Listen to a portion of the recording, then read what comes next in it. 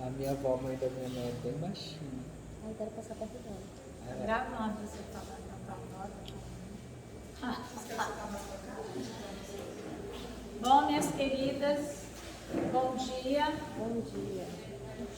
Que Jesus nos abençoe, nos envolva na sua paz. Vamos iniciar nossa reunião com uma oração. Quem poderia vir aqui na frente orar para nós? Hein? Alguém se dispõe? Boa noite. Vamos orar com o Ricardo. Senhor Jesus, te agradecemos pela vida, por essa manhã, por essa oportunidade de aprender os teus ensinos. Te agradecemos, Senhor, por tudo, pelo alimento, pela água. Abençoa, Senhor, essa pequena reunião, os nossos propósitos mais sagrados. Abençoa, Senhor, este lugar, a nossa pátria. Esteja conosco, Senhor, hoje e sempre. Assim seja.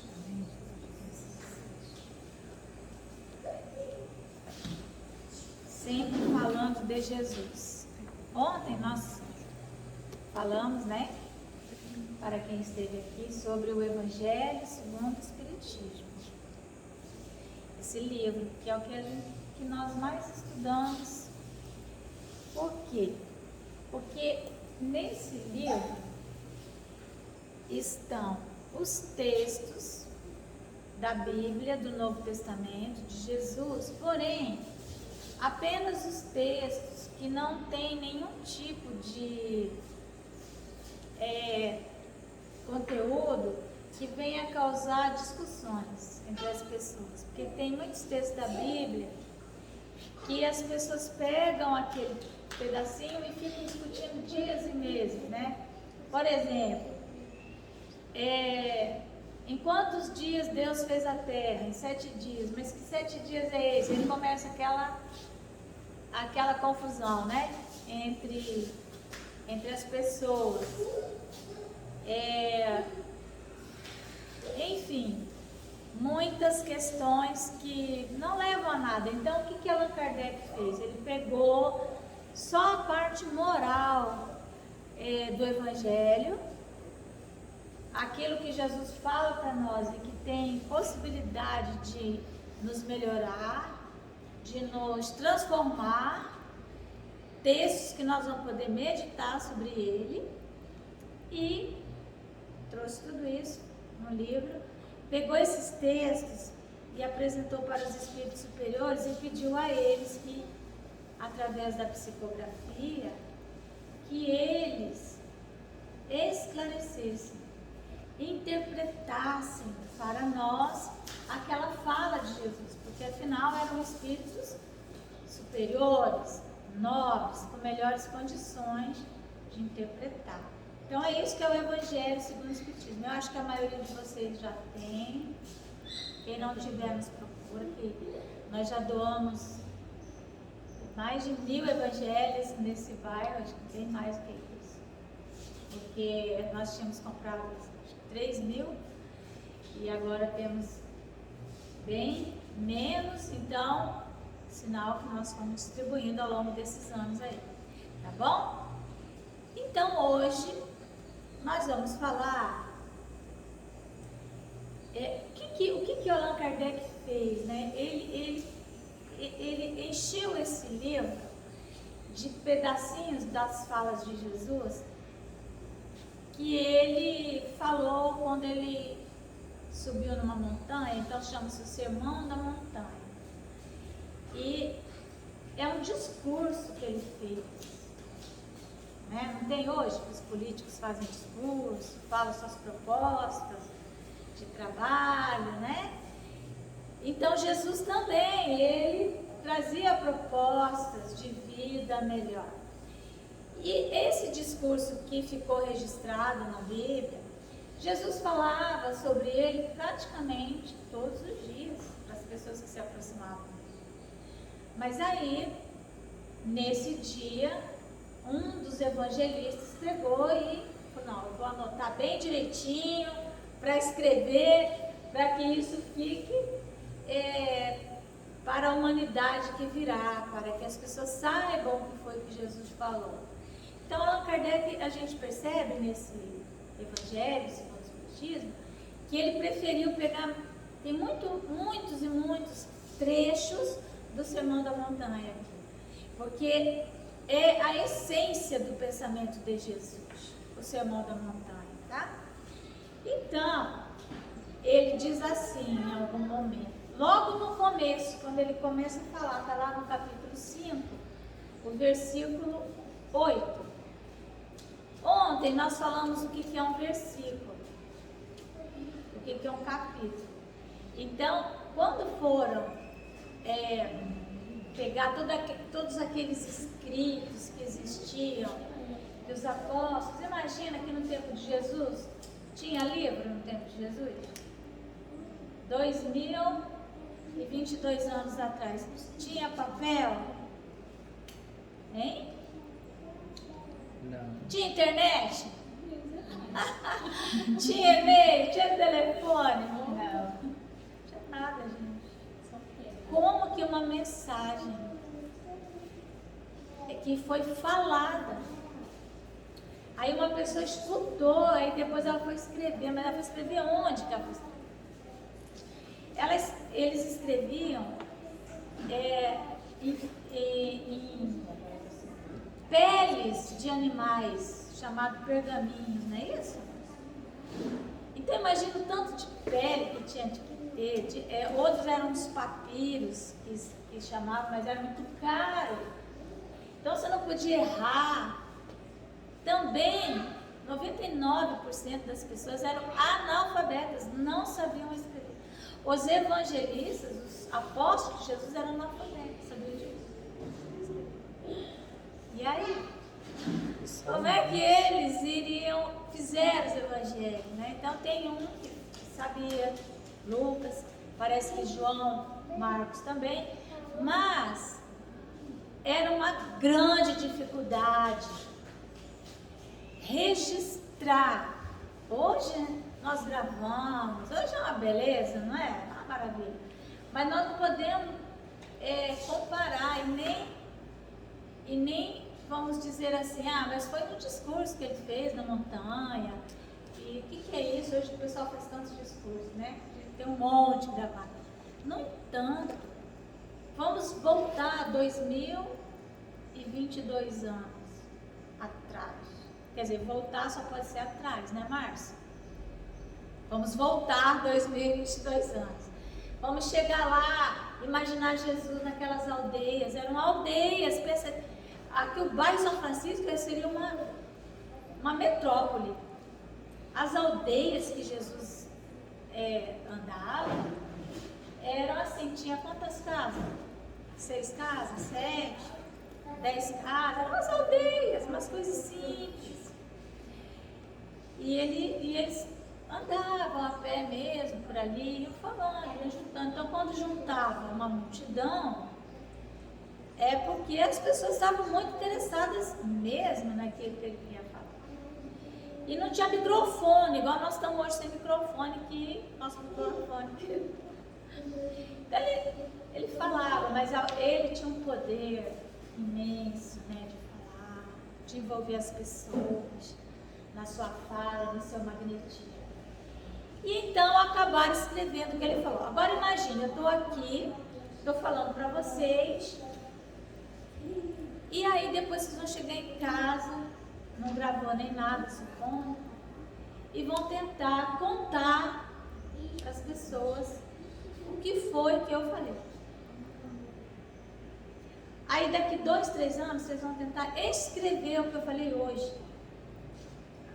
É claro que vai haver uma diferença entre o que eu realmente falei e o que foi escrito. Então os evangelhos, eles são isso. Eles são textos escritos depois que Jesus falou, lógico, né? Não se sabe quanto tempo, mas também nem se sabe se foi o próprio evangelista ou se ele ficou ditando para alguém que podia escrever. Certo? Então, uma grande dificuldade. Então, cada linha dessa é muito preciosa. E lembrar quem é Jesus. Vamos parar para pensar. Quem é essa pessoa que conseguiu manter a sua palavra viva 2022 anos depois? Vocês sabiam que Jesus é o nome mais falado no mundo? No mundo. No mundo. Nós ouvimos a palavra Jesus, presta atenção, a cada 3 minutos. Ou nós ouvimos, ou nós lemos, ou a palavra Jesus chega para nós. Ou a gente fala, Jesus, não é? Nós não nos damos conta. Mas é a maior marca, se fosse uma marca. Então, quando dizem assim, Jesus vai voltar, Jesus já voltou. Jesus, ele está em todas as ciências. Jesus, ele é matemático, ele é pedagogo, ele é psicólogo, ele é assistente social. Sabe que vocês conhecem a Marlene, a nossa assistente social, né? Ela fez uma faculdade para poder ser assistente social, chama-se Serviço Social. Essa faculdade da Marlene, ela começou no Brasil em 1960, por aí. E começou-se a se pensar numa cadeira nas universidades chamada Serviço Social. Por aí, mais ou menos. Transformar a assistência social numa ciência. No entanto, então, 1900, agora, faz o quê? 40, 60 anos, isso, sabe lá Deus, né? Mais ou menos. 1965, 50 e poucos anos, que existe essa faculdade. Mas Jesus, 2022 anos atrás, 2020 anos atrás, ele falou assim: aquele que faltar com a assistência a um desses pequeninos não entrará no reino dos céus. Ele usou a palavra assistência. E essa palavra assistência, ela é considerada pela ciência social como uma palavra nova no vocabulário dos serviços que são prestados para amparar as comunidades. Então, quem é o primeiro assistente social que existiu, se não foi Jesus? Tem uma parábola dele que se chama a parábola do bom samaritano. E ele fala como que você deve assistir uma pessoa, cuidar de uma pessoa. Que quando você encontra alguém que esteja caído, você não deve perguntar qual é a origem dessa pessoa, se ela é rica, se ela é pobre, qual é a religião dela. Você simplesmente tem que pegar os recursos que você tem e você tem que assistir, cuidar bem. Chama-se parábola do bom samaritano. E Jesus, ao final dessa parábola, quem atende uma pessoa que estava caída, que estava no chão, que estava semi-morta, que tinha sido atacada por ladrões, foi um samaritano. O samaritano é uma pessoa que morava num lugar chamado Samaria. Nós não somos porto-velhenses, porque nós somos de Porto Velho. Então lá tinha um lugar, tem até hoje, chamado Samaria. Só que quem era da Samaria era considerado pessoa de má vida. Os judeus diziam que os samaritanos não eram boas pessoas, porque eles não tinham uma religião definida, eles tinham costumes que os judeus não concordavam, eles não lavavam as mãos antes de comer. Então os judeus diziam que nada de bom poderia vir da Samaria, dos samaritanos. E Jesus pega justamente um samaritano E diz que quem atendeu aquela pessoa que estava caída tinha sido o samaritano. E aí ele pergunta para um doutor da lei: quem é que foi o próximo daquele homem caído? Porque já tinha passado por aquele homem um sacerdote, um religioso. Ele passou, olhou, seguiu. Depois vem um outro que era um ajudante no templo, chamado levita, né? Os levitas era alguém que ajudava ali no templo, limpava a mesa, ajudava o sacerdote. O levita olhou e falou: se o sacerdote não ajudou, menos eu, né? Que sou só um levita. Aí, o cara lá caído. Aí vinha passando o samaritano a cavalo, um homem de má vida, uma pessoa conhecida pelos judeus por ser uma pessoa esquisita, estranha, diferente. Mas esse samaritano foi lá e assistiu a pessoa, cuidou da pessoa. Então Jesus, e depois ele não fez só isso, ele pegou a pessoa, botou no cavalo, ele passou óleo nas feridas da pessoa, passou vinho, levou para uma hospedaria, tipo um hotelzinho, né? Um albergue, alguma coisa, levou, pediu para o dono da hospedaria cuidar daquele homem, cuida bem dele. Mas quem é esse homem? Eu não conheço, mas é alguém que precisa de ajuda. Eu tenho aqui um tanto de dinheiro, eu vou te dar, aí eu vou continuar o meu serviço, quando eu voltar eu pago tudo que ele gastou a mais. Mas cuida bem dele, não é cuida dele, é cuida bem dele, assiste.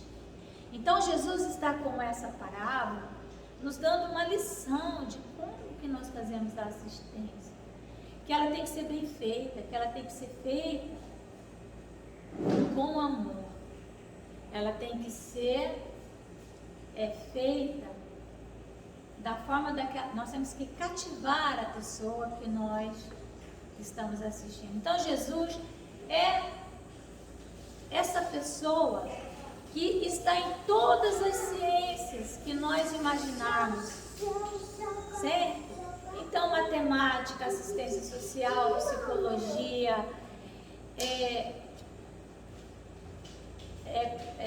poliglota, né? Várias línguas, porque, acreditem ou não, mas às vezes Jesus falava para pessoas que eram de outras regiões e as pessoas entendiam o que ele falava, porque ele entrava na faixa mental das pessoas.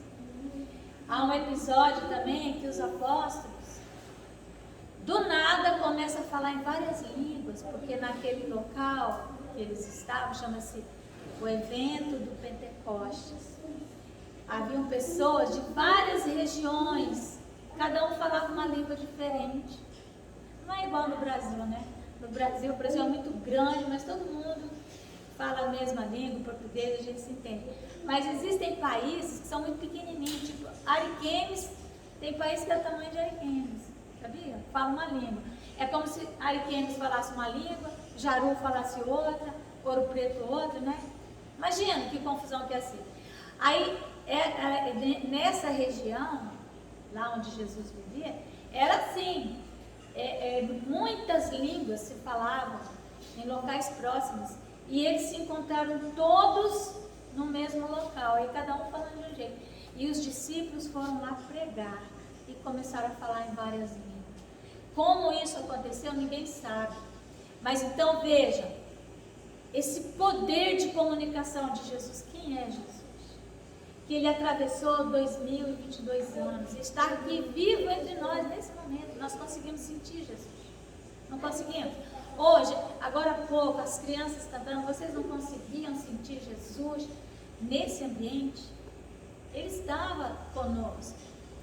Então, uma das falas de Jesus, vou ler só uma linha, porque cada linha dele tem que ser mergulhada. Então ele diz: bem-aventurados os que têm puro o coração, porquanto verão a Deus. Vão conseguir enxergar a Deus. Ele fala isso, como eu disse no Sermão da Montanha, logo no começo, são as bem-aventuranças. São várias bem-aventuranças. Bem-aventurados os mansos e os pacificadores, porque herdarão a terra. Então, vocês sempre já devem ter ouvido essas bem-aventuranças. E essa daqui é bem-aventurados que têm um coração puro, porque verão a Deus. Então, ver a Deus exige de nós o quê? Pureza de coração.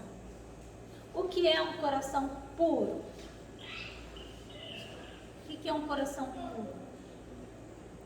É uma pessoa que não tem nenhum pecado, é um santo, é um anjo. Então não é nenhum de nós, né? O que é um coração puro, gente? Alguém pode dizer o que vocês acham que seja um coração puro? Dentro da nossa possibilidade aqui, da nossa faixa vibratória, o que seria esse coração puro? Coração de uma criança. Nossa, falou tudo agora. Até porque eu nem ia ler, agora eu vou ler. O coração de uma criança. Então, Allan Kardec, ele começa a fazer referências também da fala de Jesus com um texto que foi falado aqui, com outro que foi falado ali, porque Jesus, a mesma ideia, ele falava de várias maneiras diferentes, por isso que ele é um excelente pedagogo. Ele também é professor, vamos dizer assim, né? Então, olha só o que está em Marcos agora. Apresentaram-lhe então algumas crianças. Então, Allan Kardec faz essa relação. Coração puro é o coração de uma criança.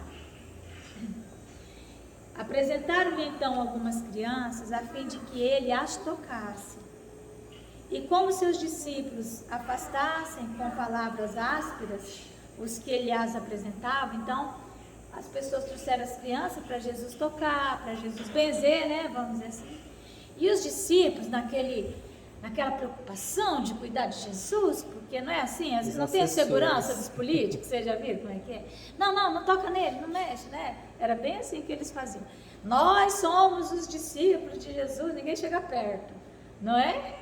Então a gente tem que ter cuidado, sabia? Tem muito espírita hoje em dia que ficou famoso, célebre, aí também ninguém chega perto deles. Mas enfim, então Jesus, vendo que eles faziam isso, que não deixavam as crianças se aproximar, ele se zangou, ficou zangado.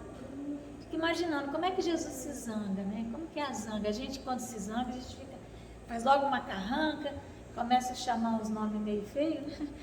Mas como seria a zanga de Jesus? Eu fico pensando. Tem um amigo meu, que é um médico, vocês conhecem ele muito bem, que é um pediatra maravilhoso, e que depois da pandemia ele não conseguiu mais voltar aqui, mas ele ainda atende as nossas crianças no seu consultório. Aquele médico maravilhoso, não vou falar o nome dele. E ele um dia falou assim: ai, Márcia, uma pessoa fez um negócio comigo, mas me deu um ódio. Aí eu fiquei pensando, como será que é o ódio dessa pessoa, né? Porque ele não tem energia para ter ódio. Então, como será a zanga de Jesus? É uma indignação, né? Mas como que será que ele mostrou essa zanga? Então, ele ficou zangado e ele disse assim: deixai que venham a mim as criancinhas e não as impeçais, porquanto o reino dos céus é para os que se lhes assemelham. O reino dos céus, Deus. Digo-vos em verdade, que aquele que não receber o reino de Deus como uma criança, nele não entrará. E depois de as abraçar, abençoou-as, impondo-lhes as mãos. Então, é interessante isso. Eu digo que Jesus, como que Jesus falava? Jesus, dizem que ele não falava, que ele cantava. Que a voz dele tinha um timbre de música. Então, quando ele se zangava, talvez ele elevasse o tom, né? Deixai que venham a mim, cantando as criancinhas, e acho que aquela energia pegava, né, a pessoa e ela... Porque, como que ele... Eu fico pensando, às vezes as pessoas dizem, escrevem coisas nas mensagens de WhatsApp, né, Telegram, às vezes escrevem. Aí eu fico pensando, dependendo do que a pessoa falou, eu fico imaginando como que foi o tom dela quando escreveu, porque você recebe uma palavra, né? Então, tipo assim, a mulher falando pro marido, venha logo, no WhatsApp, venha logo, ponto. Aí, como que o marido vai ler isso? Venha logo, né? Como que ela falou, né? Qual foi o tom que ela usou para falar esse venha logo? Por isso que dá tanta confusão o negócio de escrever. Porque não tem o tom, não tem a música. Às vezes a pessoa está gritando mesmo, não é? Às vezes não. Venha, logo, tô com saudade. Será que foi assim? Qual a chance de ter sido assim? Vem, Ricardo, venha logo. Não vou nem falar o que eu acho, gente. Então Jesus falou, deixai que venham as minhas criancinhas. Como será que ele falou? Fico pensando. Fico tentando aqui cantar isso. Deixai que venham a mim as criancinhas. Se não deixavam apanhar, né? Então, a pureza de coração, gente, é ser criança. E como é que nós vamos ser criança? Bom, eu não preciso nem falar com Sandra, com Daiane, porque essas aí, elas vivem tanto junto com criança, que não é possível que não aprendeu, né? A ser criança. Porque para você tratar com criança, você tem que ficar na altura dela, sentar no chão com ela, brincar com ela, contar história. E quando você vê, você trouxe a tua criança interna. Porque senão não tem jeito, se você ficar falando aquelas palavras do jeito de adulto, não vai funcionar. E quanto mais nós contarmos histórias com nossos filhos, quanto mais nós sentarmos com eles, mais nós vamos fazer acordar a nossa criança. Essa criança que foi maltratada na infância, essa criança que passou fome, essa criança que apanhou, que somos nós. Essa criança que sofreu tanta violência e que está lá escondida em algum lugar do nosso coração, cheia de medo. Então lembra que eu falei do gatinho? Que quando o gatinho está assustado, ele pula na gente e arranha, mas ele não quer arranhar a gente. Está com medo. Então muitas vezes as pessoas nos arranham porque elas estão com medo. E muitas vezes nós arranhamos as pessoas porque nós estamos com medo. Então, essa criança, ela precisa renascer em nós, para que nós possamos enxergar Deus. Porque onde que está Deus? Deus está no sorriso de uma criança, no abraço de uma criança. Deus está nas flores. Deus está na sua criação. Deus está quando a gente vê um animal sofrido, um cachorro de rua, e ele ali pedindo socorro. E às vezes a gente vê alguns filmes assim na internet, de pessoas que vão e atendem, elas filmam depois, não sei se vocês já viram esses filminhos da internet. Isso não mexe com o coração da gente? Aquela pessoa naquele momento, sabe o que ela foi para aquele cachorro? Ela foi Deus para aquele cachorro. Porque para os animais nós somos deuses. Então ver a Deus é ver a sua criação, ver a necessidade da sua criação. É ver um galho de árvore que já está seco e morto e tirar para que ele não fique sugando a energia da árvore e a árvore possa continuar. É saber o que aquela pessoa que está caída está necessitando. Então é isso que é ser criança, porque uma criança, ela é tão pura, ela pode ser uma criança de uma classe social muito rica, mas se ela encontra uma pessoa, seja de qualquer cor, de qualquer raça, e a pessoa começa a brincar com ela, ela vai brincar, ela não tem preconceito. Ela não sabe que ela é rica e que o outro é pobre.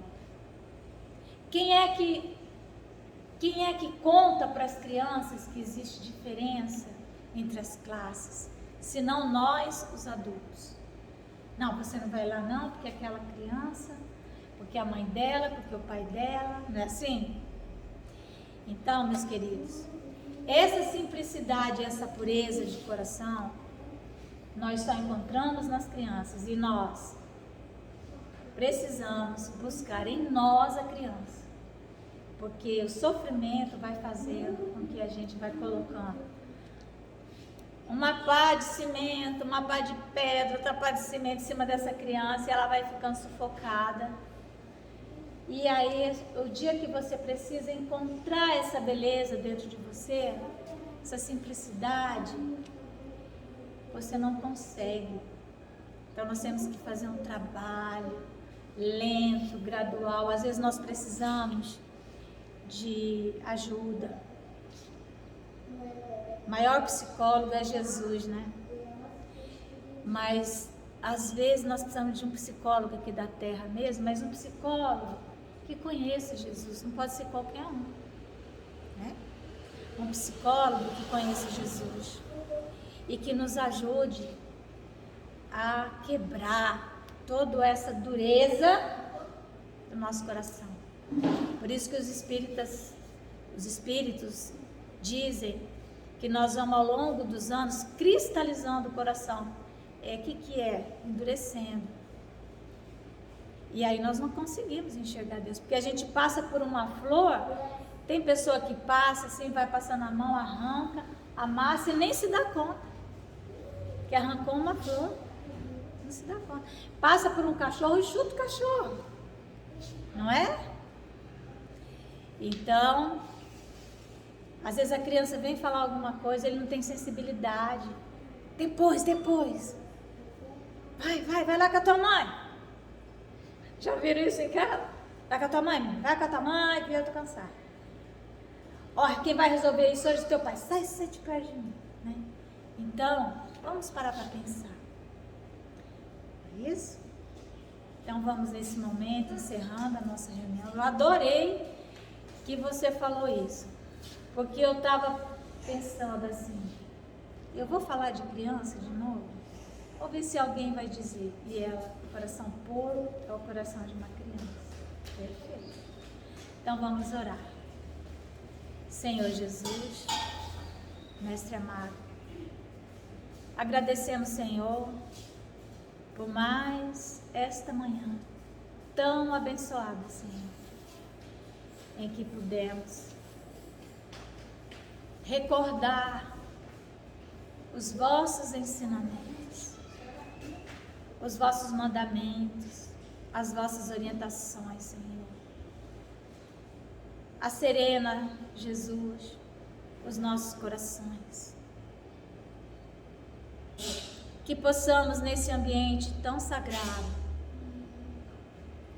aurir em nossas almas esses fluidos que possam dar leveza ao nosso coração. Possamos reencontrar aquela criança perdida dentro de nós mesmos. Possamos, Senhor, voltar àquele tempo